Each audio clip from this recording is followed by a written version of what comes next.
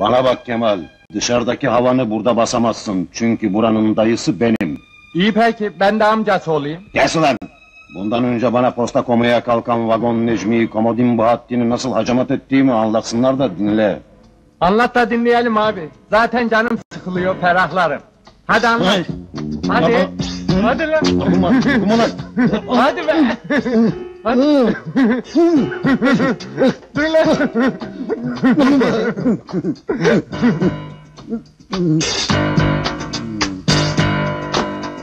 Gülerken bayıldı.